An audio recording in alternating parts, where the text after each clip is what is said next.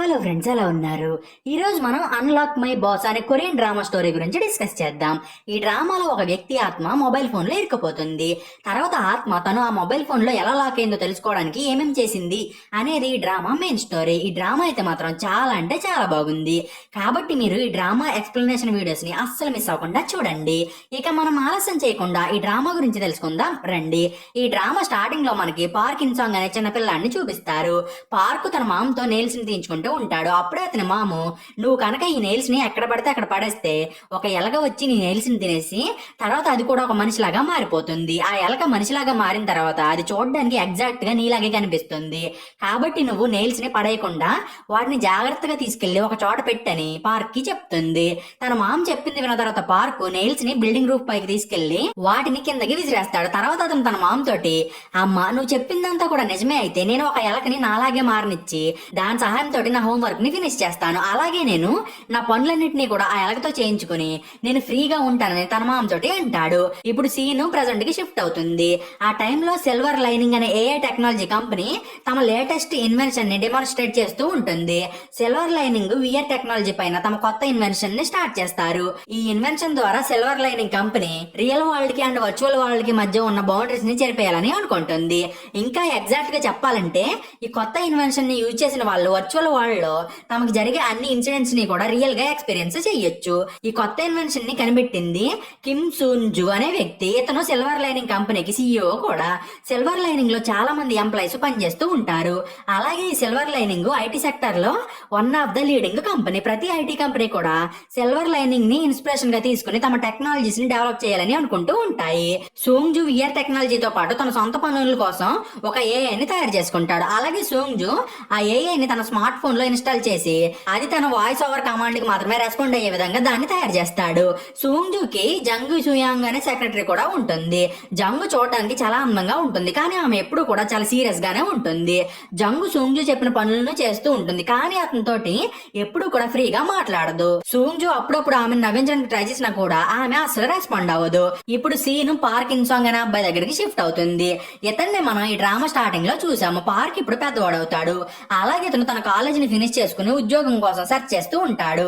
దాంతో పాటు పార్క్ తన సొంత ఖర్చుల కోసం పార్ట్ టైం వర్క్స్ చేస్తూ ఉంటాడు. ప్రస్తుతం పార్క్ ఒక కిండర్ గార్డెన్ లో క్లౌన్ వేషం వేసుకుని అక్కడ ఉన్న పిల్లలను ఎంటర్టైన్ చేస్తూ ఉంటాడు. కానీ అప్పుడే పార్క్ తన సీనియర్ పార్ట్నర్ తోటి తిట్లు తింటాడు. ఎందుకంటే పార్క్ పార్ట్ టైం వర్క్ ని స్టార్ట్ చేసే ముందు మందు కొట్టి వస్తాడు. ఆ వాసన కారణంగా కిండర్ గార్డెన్ లో ఉన్న పిల్లలు చాలా అనీజీగా ఫీల్ అవుతారు. దాంతో Kinder garden teachers park senior కి ఈ విషయం గురించి చెప్తారు. ఈ విషయం గురించి తెలియగానే పార్క్ సీనియర్ పార్క్ ని తిట్టి అతన్ని పనుల నుండి పీకేస్తాడు. నైట్ అయిన తర్వాత పార్క్ తన రూమ్ లో కూర్చొని సిల్వర్ లైనింగ్ కంపెనీలో జాబ్ కోసం అప్లై చేస్తూ ఉంటాడు. ఆ నెక్స్ట్ డే మార్నింగ్ ఈ కంపెనీలో వాకిన్ ఇంటర్వ్యూ అనేది ఉంటుంది. పార్క్ కి సిల్వర్ లైనింగ్ కంపెనీ సీఈఓ అంటే చాలా ఇష్టం. ఇన్ఫాక్ట్ పార్క్ సోంగ్ జు చేసే ప్రతి పనిని కూడా ఇమిటేట్ చేయడానికి ట్రై చేస్తాడు. ప్రస్తుతం పార్క్ తన ఫ్రెండ్ తో కలిసి తను అద్దెకి తీసుకున్న ఒక చిన్న ఇంట్లో కూర్చొని ఉంటాడు. పార్క్ అండ్ అతని ఫ్రెండ్ ఒక యాక్టింగ్ ఇన్స్టిట్యూట్ లో మీట్ అయ్యి తర్వాత ఫ్రెండ్స్ గా మారతారు. నెక్స్ట్ సీన్ లో సోంగ్ జు తన ఇంటికి వెళ్తాడు. అలాగే అతను ఇంట్లోకి వెళ్ళగానే తన కూతురిని మీట్ అవుతాడు. సోంగ్ జు కూతురి పేరు కిమ్ మీనా. సోంగ్ జు ఇంట్లోకి రాగానే మీనా తనని పడుకోబెట్టడానికి ఒక కథ చెప్పమని తన డాడ్ని అడుగుతుంది. బట్ సోంగ్ జు తను చాలా బిజీగా ఉన్నానని, కాబట్టి నువ్వు సెల్లో కథలు విను అని తన కూతురికి చెప్తాడు. అది విని మీనా బాగా అప్సెట్ అయ్యి తన రూమ్ లోకి వెళ్ళిపోతుంది. ఆ నెక్స్ట్ డే పార్క్ తన జాబ్ ఇంటర్వ్యూ కోసం సిల్వర్ లైనింగ్ కంపెనీకి వస్తాడు. పార్క్ చాలా టెన్షన్ అవుతూ ఇంటర్వ్యూ కోసం వెయిట్ చేస్తూ ఉన్నప్పుడు పార్క్ మామ అతనికి కాల్ చేస్తుంది. పార్క్ కాలేజ్ కంప్లీట్ చేసి చాలా ఇయర్స్ పాటు జాబ్ లేకుండా ఉండడంతో అతని మామ పార్క్ ని ఎంకరేజ్ చేద్దామని చెప్పి అతనికి కాల్ చేస్తుంది. పార్క్ కాల్ ని లిఫ్ట్ చేసి మాట్లాడుతూ ఉన్నప్పుడు అతను అనుకోకుండా జంగని గుద్దేస్తాడు. అప్పుడే ఆమె చేతిలో ఉన్న డ్రింక్ పార్క్ షర్ట్ పైన ఒలిగిపోయి అతని షర్ట్ మొత్తం కూడా పాడవుతుంది. ఈ యాక్సిడెంట్ లో తన తప్పు ఏం లేకపోయినా కానీ జంగు దీనికి రెస్పాన్సిబిలిటీ తీసుకుని పార్క్ ని బాత్రూమ్ లోకి తీసుకెళ్లి అతనికి తన షర్ట్ ని ఇచ్చి తను పార్క్ షర్ట్ ని తీసుకుని వేసుకుంటుంది. షర్ట్ తీసుకున్న తర్వాత ఆమె ఒక్క క్షణం కూడా వెయిట్ చేయకుండా అక్కడ నుండి వెళ్ళిపోతుంది. నెక్స్ట్ పార్క్ ఇంటర్వ్యూ రూమ్ లోకి వెళ్తాడు. అక్కడే పార్క్ చాలా అన్కంఫర్టబుల్ గా కూర్చొని ఊపిరిని తీసుకోవడానికి కూడా చాలా ఇబ్బంది పడుతూ ఉంటాడు. ఎందుకంటే జంగ్ షర్ట్ పార్క్ కి సరిపోదు.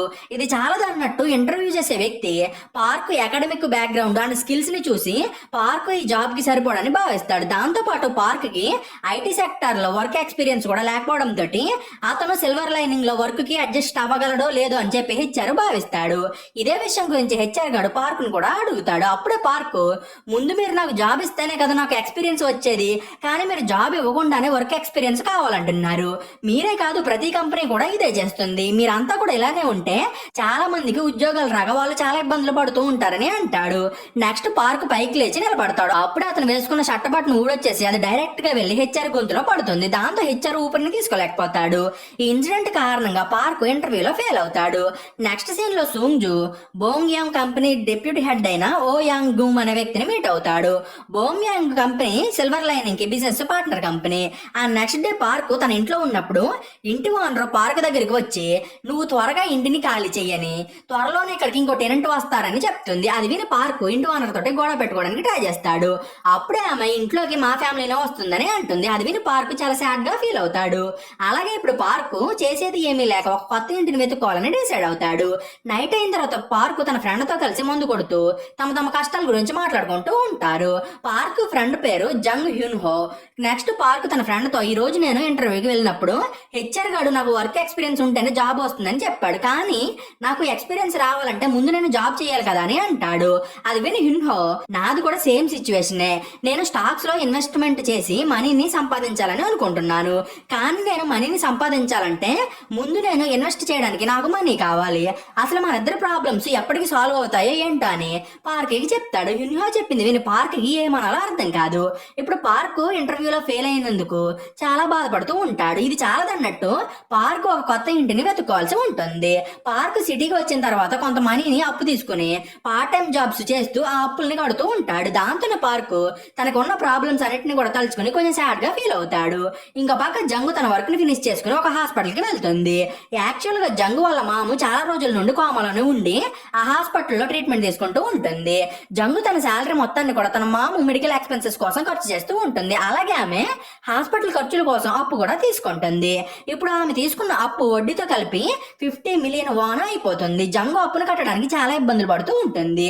జంగు అప్పు రోజు రోజుకి పెరిగిపోతూ ఉండడంతో అప్పు ఇచ్చిన వాడు డైలీ హాస్పిటల్ దగ్గరికి వచ్చి జంగుని చాలా ఇబ్బంది పెడుతూ ఉంటాడు. ఆ నెక్స్ట్ డే పార్క్ తన విలేజ్ కి తిరిగి వెళ్లి తన పేరెంట్స్ ని మీట్ అవుతాడు.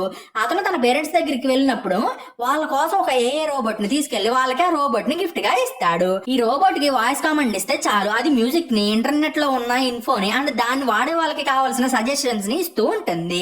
పార్క్ డాడికి ముందు ఆ ఏ రోబోట్ నచ్చదు. యాక్చువల్ గా పార్క్ డాడు ఆ ఏ రోబోట్ ను కొనడం వేస్ట్ అని, ఆ డబ్బుని సేవింగ్స్ కోసం వాడుకుంటే పార్క్ ఫ్యూచర్ కి పనికి వస్తాయని అనుకుంటాడు. కానీ తర్వాత పార్క్ డాడు ఆ ఏ రోబోట్ పనిచేసే తీరును చూసి బాగా ఆశ్చర్యపోతాడు. అలాగే అతనికి ఆ ఏ రోబోట్ పిచ్చగా నచ్చేస్తుంది. ఇంకా పక్క సూంగ్జు ఓయంగ్ ని మీట్ అవ్వడానికి ఒక గోల్ఫ్ ఆడే ప్లేస్ కి వెళ్తాడు. అక్కడ ఓయంగ్ నెఫ్యూ కూడా ఉంటుంది. ఆమె పేరు మిరాను. యాక్చువల్ గా సూంగ్జు తన కొత్త ఇన్వెన్షన్ కి సపోర్ట్ చేయమని అడగడానికి ఓయంగ్ ని మీట్ అవుతూ ఉంటాడు. మీటింగ్ అయిపోయిన తర్వాత సూంగ్జు తన ఇంటికి తిరిగి వెళ్ళిపోతూ ఉంటాడు. ఆ టైంలో జంగు తనకు ఒక ఇంపార్టెంట్ పని ఉందని, కాబట్టి మీరు ఒంటరిగానే మీ ఇంటికి వెళ్ళండి అని సూంగ్జు తోటి అంటుంది.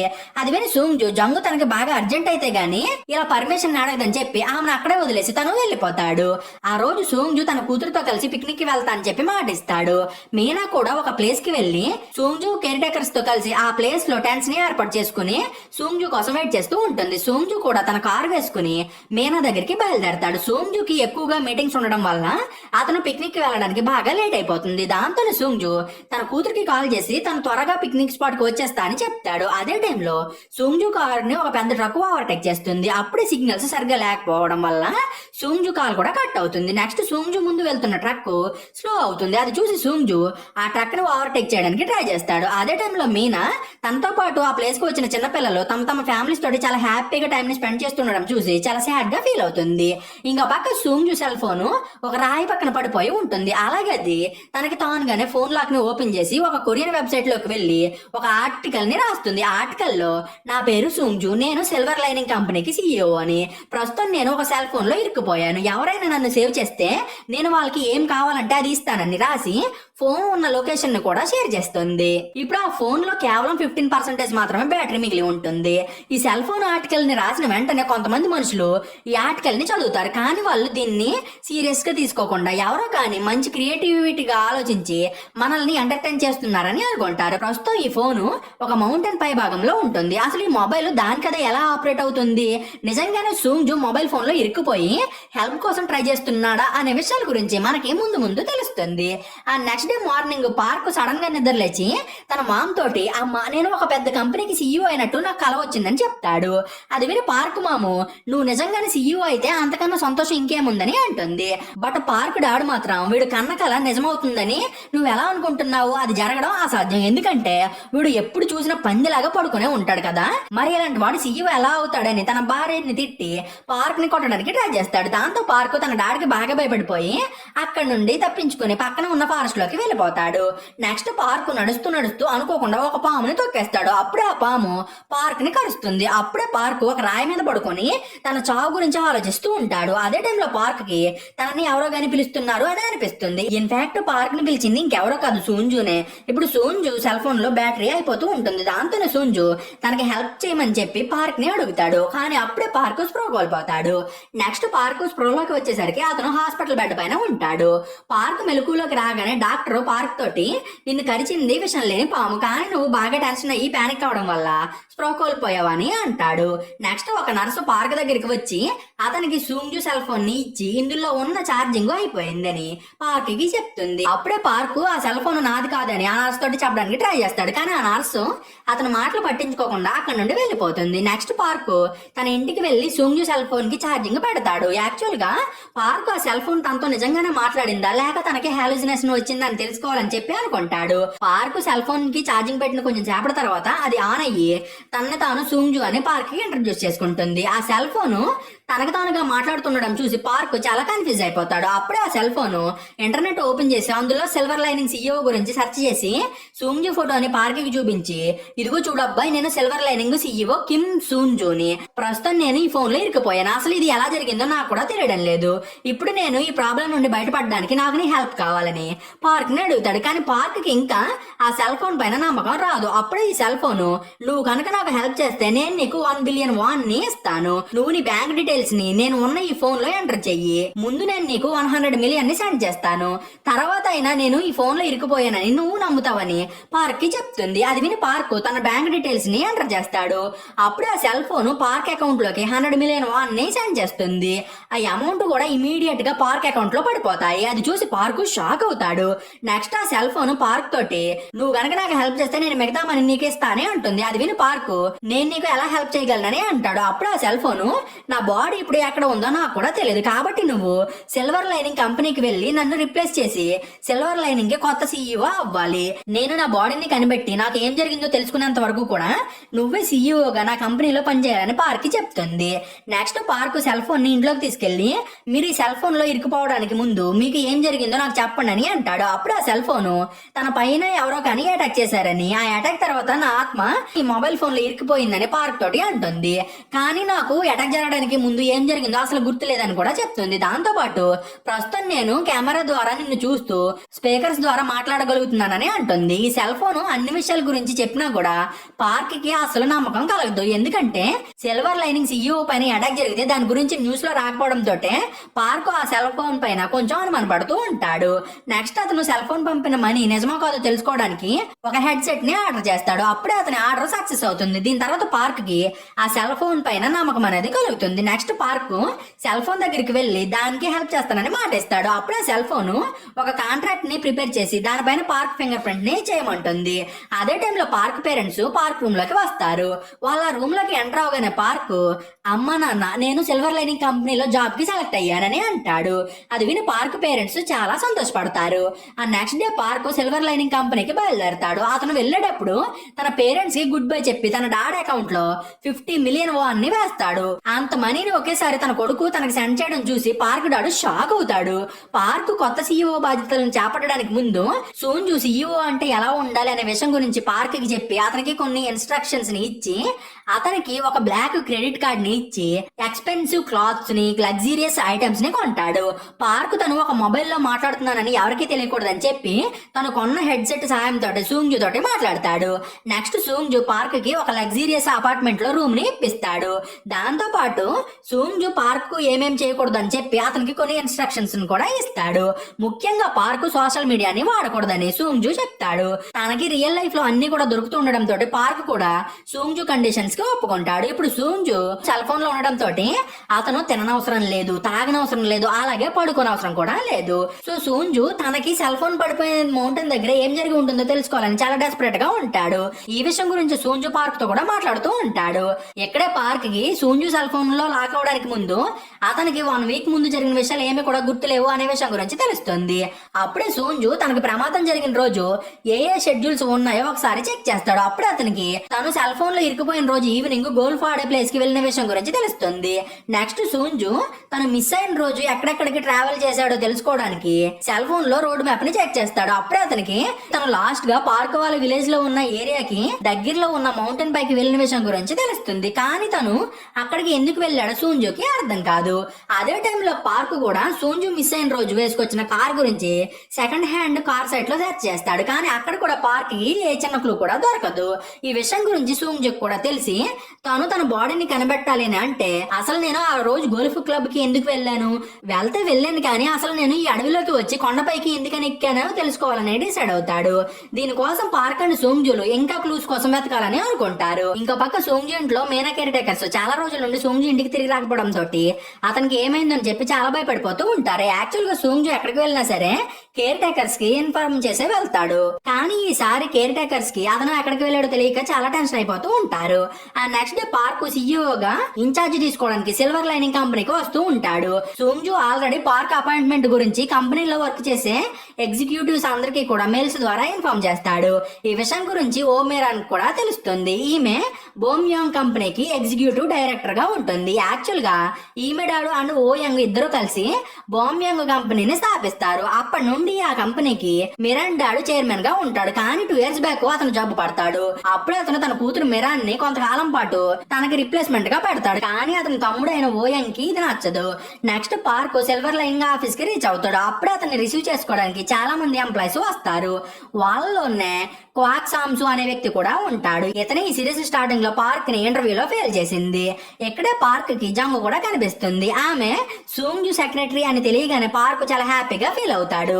నెక్స్ట్ జంగు పార్క్ ని అతని ఆఫీస్ లోకి తీసుకెళ్లి అతనికి ఆఫీస్ మొత్తాన్ని కూడా చూపిస్తుంది. జంగు సూంజు సెక్రటరీ తోటి ఉన్నప్పుడు అతను మెసేజ్ యాప్ ద్వారా పార్క్ తోటి మాట్లాడతాడు. యాక్చువల్ గా సూంజు జంగు తోటి కొంచెం జాగ్రత్తగా ఉండమని పార్క్ ని హెచ్చరిస్తాడు. అదే టైంలో జంగు అయినా ఇంటర్వ్యూలో ఫెయిల్ అయిన ఒక క్యాండిడేట్ నైట్ కి నైట్ ఇంత పెద్ద కంపెనీకి సీఈఓ ఎలా అయ్యాడని చెప్పి ఆలోచిస్తూ ఉంటుంది. నెక్స్ట్ పార్క్ క్వాక్ తో మాట్లాడుతూ ఉంటాడు. అప్పుడే క్వాక్ కి తన పార్క్ ని ఇంటర్వ్యూ చేసిన విషయం గుర్తు వస్తుంది. దాంతో అతను సార్ నేను మిమ్మల్ని ఇంటర్వ్యూ టైంలో ఇన్సల్ట్ చేసినందుకు నన్ను క్షమించండి అని చెప్పి పార్క్ ని సారీ అడుగుతాడు. అప్పుడే పార్క్ నాకు సీఈఓగా పెద్ద అనుభవం లేదు కాబట్టి మీరు నాకు కొంచెం హెల్ప్ చేస్తే నేను సీఈఓగా ఎలా ఉండాలో నేర్చుకుంటానని అంటాడు. అది విని క్వాక్ పుట్టిన వెంటనే ఎవరు కూడా సీఈఓ కాలేరు, కానీ మీరు సీఈఓగా వర్క్ చేసే కొద్దీ మీకు సీఈఓ పొజిషన్ పైన ఒక ఎక్స్పీరియన్స్ వస్తుందిలే అని అంటాడు. ఇక్కడ క్వాక్ ది చాలా కన్నింగ్ పర్సనాలిటీ అనే విషయం గురించి కూడా మనకి అర్థమవుతుంది. దీని తర్వాత సూంజు అండ్ పార్క్ లో ఒకరితో ఒకరు మాట్లాడుకుంటూ ఉంటారు. అప్పుడే సూంజు జంగు గురించి పార్క్ కి చెప్తూ నువ్వు నా సెక్రటరీని తీసేద్దాం అనుకుంటున్నావా లేక ఆమెను ఉంచుకుందాం అనుకుంటున్నావా అని అడుగుతాడు. నాకు తెలిసి ఆమెకు నేను గోల్ఫ్ క్లబ్ నుండి ఎక్కడికి వెళ్ళానో తెలిసి ఉండొచ్చు. ఆమె మనతో పాటు ఉండడం మనకి చాలా ప్లస్ అవుతుంది. కానీ ఆమె వేరే వాళ్ళతో ఆల్రెడీ చేతులు కలిపి ఉంటే ఆమె కారణంగా మనకి డేంజర్ అనేది ఏర్పడుతుంది. కాబట్టి మనం జాగ్రత్తగా ఆలోచించి జంగుని మనతో పాటు ఉంచుకోవాలో లేక ఆమెను తీసేయాలో డిసైడ్ చేసుకోవాలని అంటాడు. అది విని పార్క్ ఆ విషయం గురించి నాకు వదిలేయండి అని అంటాడు. నెక్స్ట్ పార్క్ తన ఫోన్ ని చూస్తూ ఆఫీస్ లోపల నడుస్తూ ఉంటాడు. అప్పుడే అతను అనుకోకుండా క్లీనింగ్ ఎక్విప్మెంట్ ని గుద్దుకుని కింద పడిపోతాడు. అది చూసి ఒక ఎంప్లాయీ అక్కడ ఉన్న క్లీనింగ్ లేడీని పట్టుకుని తెగ తిట్టేస్తాడు. అప్పుడే పార్క్ ఆ ఎంప్లాయీ గురించి పెద్దగా పట్టించుకోడు. కానీ ఆ ఎంప్లాయీ మరీ హార్ష్ గా క్లీనింగ్ లేడీని తిడుతూ ఉండడంతో పార్క్ కి బాగా కోపం వచ్చి ఆ ఎంప్లాయీ గారి దగ్గరికి వెళ్లి అతన్ని తిడతాడు. అప్పుడే ఆ ఎంప్లాయీ గాడు అయినా నువ్వెవడరా నాకు క్లాస్ పీకుతున్నావని పార్క్ ని అడుగుతాడు. అప్పుడే అక్కడికి జంగు వచ్చి పార్క్ తమ కొత్త సీఈఓ అని ఆ ఎంప్లాయీకి ఇన్ఫార్మ్ చేస్తుంది. అది విని ఆ ఎంప్లాయీ గాడు షాక్ అవుతాడు. ఇక్కడ పార్క్ సూంజు కాంట్రాక్ట్ లో ఉన్న ఒక రూల్ ని బ్రేక్ చేస్తాడు. బట్ సూంజు పార్క్ కి ఫస్ట్ వార్నింగ్ ఇచ్చి ఇంకోసారి అతన్ని రూల్స్ ని బ్రేక్ చేయొద్దని చెప్తాడు. అలాగే నీకు కేవలం 3 వార్నింగ్లు మాత్రమే ఉన్నాయని, అందులో నువ్వు ఇప్పుడు ఆల్రెడీ ఒక దాన్ని యూజ్ చేసేసావని అంటాడు. నెక్స్ట్ సూంజు పార్క్ తోటి నువ్వు నేను ఉన్న సెల్ ఫోన్ ని నా కంప్యూటర్ కి కనెక్ట్ చేయని చెప్పి తన ఎంప్లాయీస్ అందరికి కూడా మెయిల్స్ ని పంపిస్తాడు.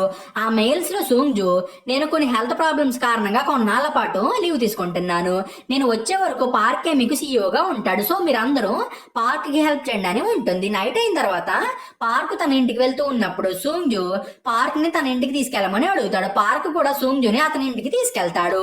అక్కడే సూంజు తన కూతుర్ని చూడడానికి కారులోనే వెయిట్ చేస్తూ ఉంటాడు. కొంచెం సేపటి తర్వాత మీనా తన ఇంటికి వస్తుంది. అప్పుడే సూంజు ఆమెను చూసి కొంచెం హ్యాపీగా ఫీల్ అవుతాడు. యాక్చువల్ గా సూంజు కొన్ని డేస్ నుండి మీనాని మిస్ అవుతూ ఉండడంతో అతను మీనాని చూడడానికి వస్తాడు. కొంచెం సేపటి తర్వాత సూంజు కేర్ టేకర్ ఒక కారు వేసుకుని చాలా ఫాస్ట్ గా అక్కడ నుండి వెళ్తూ ఉంటాడు. అది చూసి సూంజుకి ఆ కేర్ టేకర్ గడి పైన కొంచెం అనుమానం వచ్చి వీడికి నా డిసపియరెన్స్ గురించి ఏదైనా తెలిసి ఉంటుందేమోనని చెప్పి ఆ కేర్ టేకర్ గడిని ఫాలో అవ్వమని పార్క్ తోటి అంటాడు. పార్క్ కూడా సూంజు చెప్పిన వెంటనే అతన్ని ఫాలో అవుతూ అతని వెనకాలే వెళ్తాడు. ఈ కేర్ టేకర్ గాడి పేరు షిమ్.